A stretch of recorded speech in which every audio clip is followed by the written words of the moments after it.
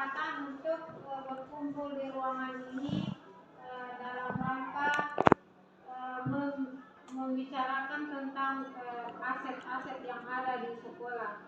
Dan salam dan salawat kepada Nabi Muhammad SAW yang selalu menjadi suri tauladan kita dalam kehidupan sehari-hari. Baik, untuk menginsingkan waktu, sebelumnya terima kasih atas kehadiran Kak, terutama Ibu Kepala Sekolah, terima kasih Karen. Kemudian tokoh masyarakat yang hadir saat ini, terima kasih Karen atas kehadiran Kak. Orang tua siswa dan kemudian Bapak Ibu serta anak-anak yang kami banggakan. Terima kasih atas kehadiran Kak sekali lagi. Kemudian untuk mengefektifkan waktu, saya serahkan kepada Ibu Haslinda.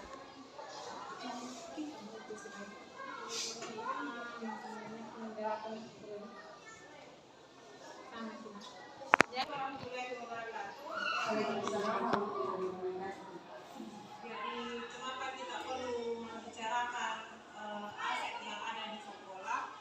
Jadi mungkin selama ini kita berpikiran aset itu cuma barang-barang kayak komputer mungkin, laptop, aset, layar kipas. Jadi sebenarnya di sini ada tujuh aset yang kita miliki di sekolah. Apa pentingnya kita membicarakan ini? Untuk mengenali sumber yang menjadi aset sekolah dalam pemanfaatannya. Langsung saja mungkin yang pertama itu modal manusia. Modal manusia di sini terdiri dari kepala sekolah, guru secara keseluruhan, kemudian murid, komite, ataupun tokoh masyarakat yang ada di sekitar sekolah, dan juga otomatis orang tua dari murid kita. Kemudian yang kedua, modal sosial.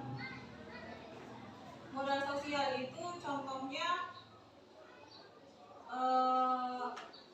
hubungan kita dengan orang lain, seperti sama yang saya bilang tadi, kayak hubungan kerjasama mungkin sekolah dengan tokoh masyarakat yang ada di sekitar kita. Contohnya mungkin kalau ada kegiatan, pernah kita mengadakan kegiatan maulid yang kita undang itu kan tokoh masyarakat untuk memberikan tokoh agama di sekitar sekolah untuk memberikan ceramahnya ya di situ.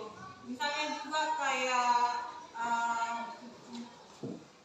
asosiasi, kemudian komunitas kayak Karang Taruna biasa, atau mungkin kayak kita kan sementara apa lagi yang P5 yang memanfaatkan lahan yang kosong, mungkin bisa kita kalau ada di sekitar sekolah kita yang bekerja di dinas pertanian, mungkin bisa kita panggil untuk melakukan sosialisasi bagaimana cara bercocok tanam yang baik.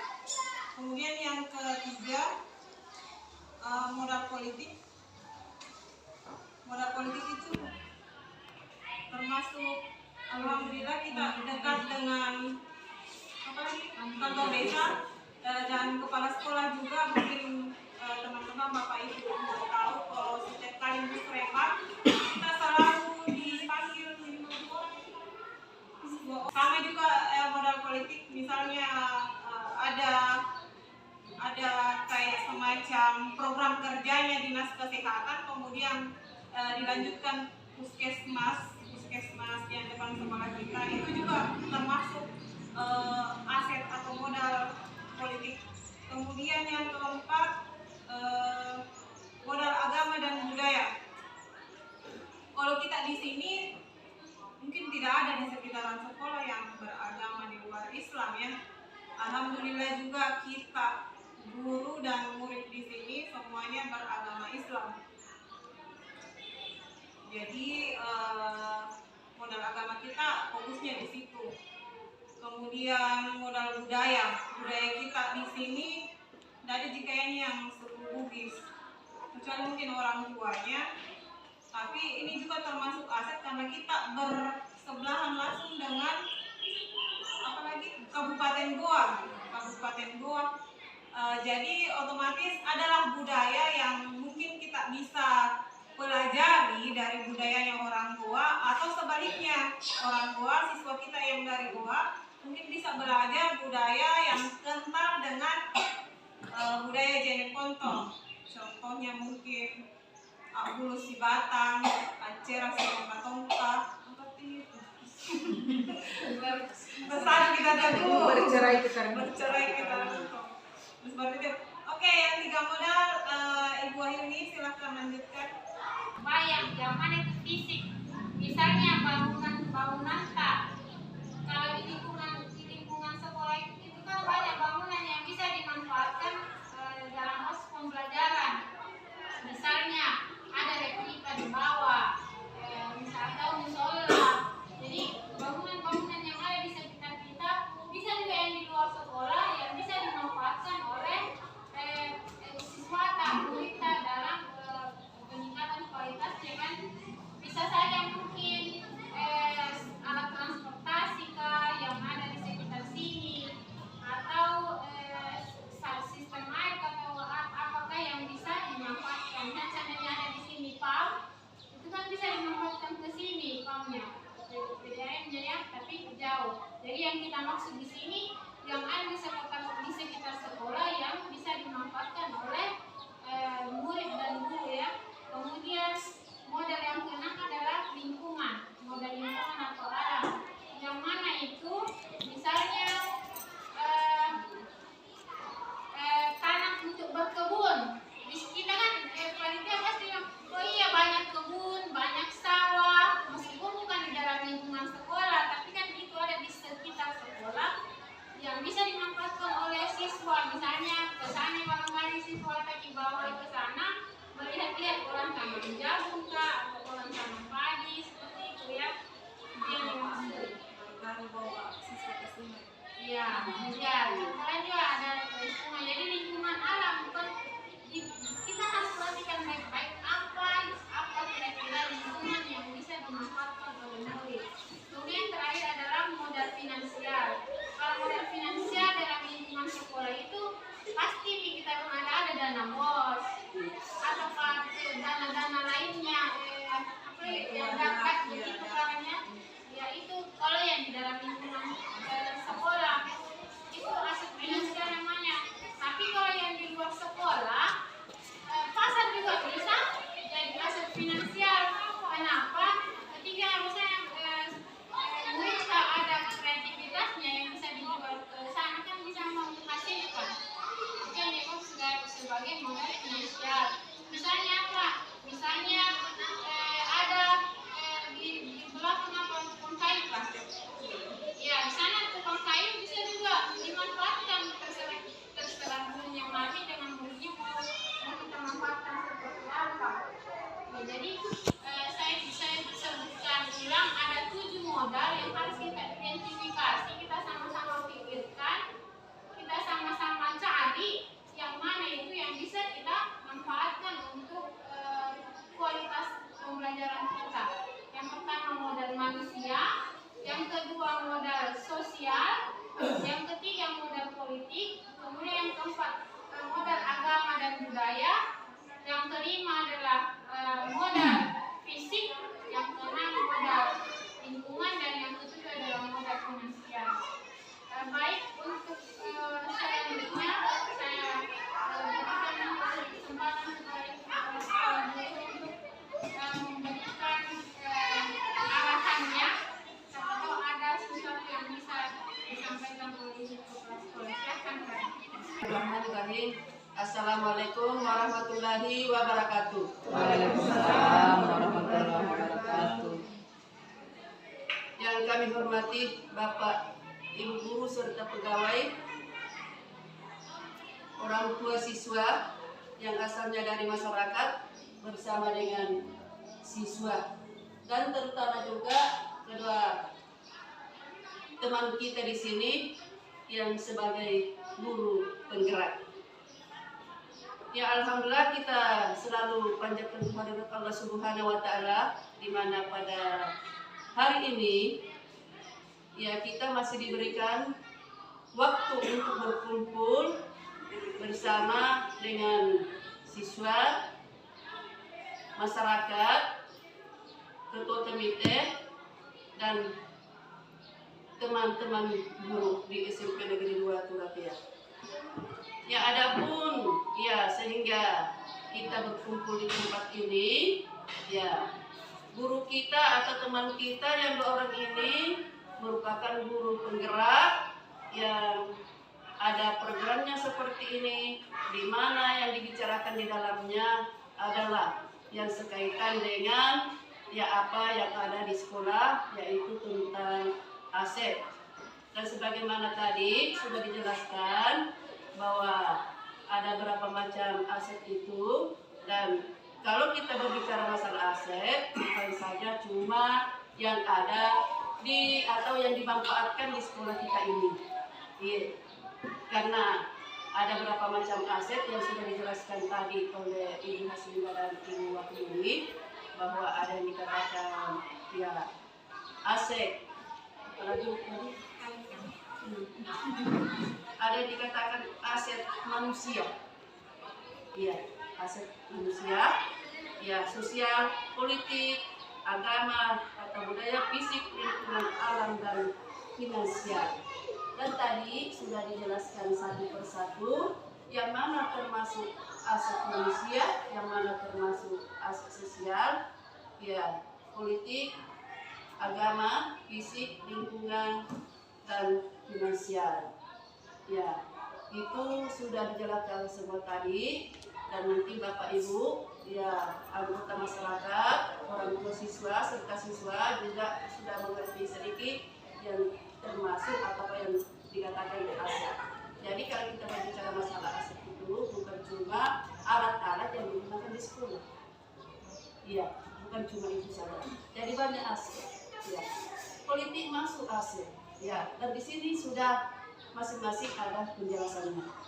Iya, dan sebagaimana saya sebagai penanggung di SMP Negeri 2 Tulapia ini selalu memberikan dorongan-dorongan kepada ya kedua teman kita ini, ya, dan saya selalu merasa bangga dimanapun, ya karena saya berhasil ya memperoleh 2 guru penggerak yang dimana atas nama Ibu Haslinda dengan Ibu Wahyuni. Maaf yang sebesar-besarnya, ya tentunya ada kata saya yang jorok atau banyak kesalahan-kesalahan kami, karena saya sebagai manusia biasa yang diciptakan oleh Tuhan, dan tidak ada manusia yang punya kesempurnaan, karena kesempurnaan itu dimiliki oleh Yang Maha Pencipta. Akhir kata kami akhiri dengan wabillahi taufiq wal hidayah. Wassalamualaikum warahmatullahi wabarakatuh. Terima kasih Karen atas pemahamannya. Ya baik, untuk selanjutnya saya berikan kesempatan kepada hadirin untuk menyampaikan apa yang menjadi apa yang menjadi pilihan atau aset-aset apa yang akan kita usulkan untuk pemanfaatan dalam pembelajaran, ya. Jadi Aset untuk pembelajaran siswa, berhubung karena kita memasuki bulan Ramadan, jadi ada 2 aset yang saya ingin usulkan. Yang pertama, bulan Ramadan dengan persiapan penerimaan murid baru, siswa baru. Yang pertama adalah aset keagamaan. Kalau saya boleh usul, terkhusus untuk kepemimpinan OSIS, mungkin kita penguatan karakter fokuskan di OSIS. Bisa mereka diikutkan Safari Ramadan. Nah, di Safari Ramadan nanti bisa berkolaborasi dengan guru-guru mata pelajaran di BTQ ataupun di PAI. Jadi terkhusus untuk OSIS, mereka diajarkan bagaimana caranya public speaking, ceramah, pidato, keagamaan. Nah, nanti bisa mungkin bekerja sama dengan tokoh-tokoh masyarakat atau tokoh-tokoh agama yang bertugas di masjid masing-masing dusun di Desa Budoloy. Gitu. Saya rasa itu bagus sekali, momennya tepat sekali untuk pengembangan karakter, terus pengembangan bakat dan minat siswa kita untuk di bidang keagamaan. Itu yang pertama. Yang kedua, aset sosial. Iya, aset sosial dikaitkan dengan penerimaan siswa baru PPDB. Saran saya adalah bagaimana kalau siswa kita diajarkan kembali lewat OSIS bagaimana caranya public speaking yang bagus untuk untuk memperkenalkan kita punya sekolah, ke masing-masing SD di tiap di Desa Budoloy. Sosialisasi maksudnya. Iya, sosialisasi. Mudah-mudahan harapan saya buat guru penggerak ini bukan jadi wacana. Ayo kita bergerak seperti yang disampaikan sama Ibu. Kita hasilkan siswa yang berkualitas. Insya Allah bernilai ibadah. Terima kasih banyak. Assalamualaikum warahmatullahi wabarakatuh. Waalaikumsalam warahmatullahi wabarakatuh. Terima kasih Bu Irmawati. Iya, sama-sama. Dua ya yang diusulkan realisasi PPDB yang hubungannya dengan public speaking. Baik, kesempatan berikutnya saya persilakan Ibu Mardiana. Silakan Ibu Mardiana. Assalamualaikum warahmatullahi wabarakatuh. Tadi saya mendengar masalah aspek manusia ya. Aset manusia. Modal bisa ya modal manusia. Kebetulan kita akan menghadapi tahun ajaran baru ya. Di sini kalau kita bicara masalah kurikulum merdeka itu dalam pembelajaran harus melibatkan orang tua siswa. Nah, sedangkan yang lalu-lalu kita lihat nanti orang tua siswa datang kalau anaknya bermasalah. Sedangkan di kurikulum merdeka itu memang orang tua siswa harus dilibatkan dalam masalah pembelajaran mungkin ya. Nah, yang saya anukan di sini bagaimana kalau kita merancang sesuatu supaya bisa ada minat orang tua siswa supaya ikut membantu perkembangan peserta didik, terutama anaknya sendiri. Karena ini kan kita akan memasuki tahun ajaran baru. Itu saya melibatkan orang tua ya dalam peningkatan kualitas pembelajaran.